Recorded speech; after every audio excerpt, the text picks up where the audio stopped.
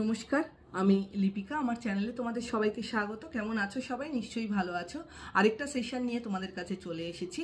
আজকের যে ইস্যুটা নিয়ে আলোচনা করব সেটা হচ্ছে ফেইলিয়ার থেকে আমাদের শিক্ষা গ্রহণ করা উচিত। ফেইলিয়ার আমাদের সবার জীবনে আছে। ফেইলিয়ার শুধুমাত্র কি আমাদের ডাউনের দিকেই নেয়? না। যারা আজকের দিনে সাকসেসফুল, যারা বড় বড় বিজনেসম্যান, বড় বড় ইন্ডাস্ট্রিয়ালিস্ট বা যে ক্ষেত্রে নিজেকে প্রতিষ্ঠিত করেছে, সেক্ষেত্রে কি শুধুই তাদের সফলতা এসেছে?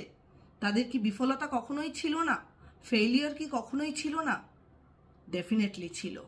ফেইলিয়ার থেকেই কিন্তু, ফেইলিয়ার হওয়ার পরেই কিন্তু তারা আবার ফেইলিয়ার থেকে শিক্ষা নিয়েছে।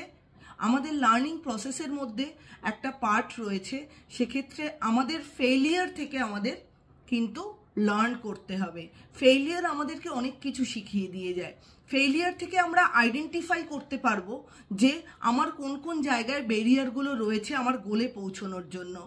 সেই ব্যারিয়ারগুলোকে আইডেন্টিফাই করে সেই পাথ ওয়েটার ভেতরে যে ব্যারিয়ার্সগুলো আছে আমাকে আমার গোলে পৌঁছতে দিচ্ছে না, যতবার আমি ফেইলিয়ার হব ততবার আমি আইডেন্টিফাই করব আমি এগুলোকে কি করে রেকটিফাই করব। ফেইলিয়ার হওয়া মানেই নিজেকে ব্লক করে রাখা নয় যে আমার দ্বারা কিছু হবে না, আমার জীবন শেষ। এই থট প্রসেসটাকে কখনোই জায়গা দেবেন না। ফেইলিয়ার থেকেই কিন্তু আইডেন্টিফাই করতে হবে সফলতার রাস্তাটা। তো সেক্ষেত্রে ফেইলিয়ার আমাদেরকে কিন্তু শুধু নেগেটিভ জিনিস দেয় না, ফেইলিয়ারের কিন্তু পজিটিভের জিনিস আছে। সেটা শুধু দেখার দৃষ্টিভঙ্গিটা বদলাতে হবে। আমরা যদি আমাদের দৃষ্টিভঙ্গি বদলাই, আমাদের ফেইলিয়ার থেকে যদি আমরা শেখার একটা ওয়ে বার করি যে কেন আমি ফেইলিয়ার হলাম, সেটাকে যদি অ্যানালিসিস করি, তাহলে দেখব একটা উপায় না একটা উপায় বেরিয়েই আসবে থ্রু রিচ দ্য গোল। আমরা সবাই এই গল্পটা জানি। এক রাজা ছিলেন, সে বারবার যুদ্ধে হেরে গিয়েও কিন্তু লাস্ট পর্যন্ত একটা মাকড়সাকে দেখে শিক্ষা গ্রহণ করেছিলেন যে মাকড়সাটা বারবার চেষ্টা সত্ত্বেও জালটা যখন বুনতে পারছিল না, সে যতবার পড়ে যাচ্ছিল ততবার সে উঠে দাঁড়িয়ে জালটা বোনার চেষ্টা করছিল।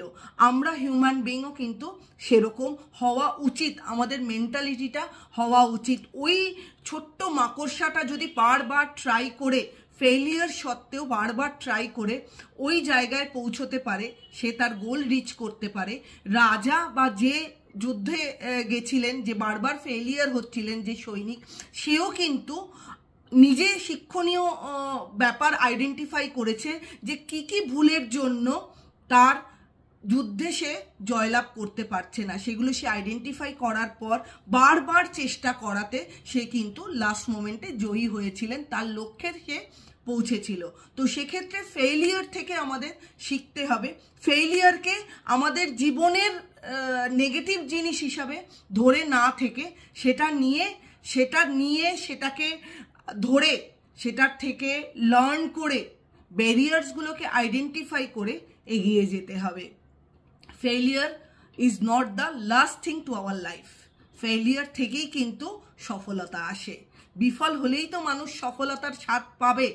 তো সেক্ষেত্রে বিফল হলে পর মোরজড হয়ে পড়বেন না।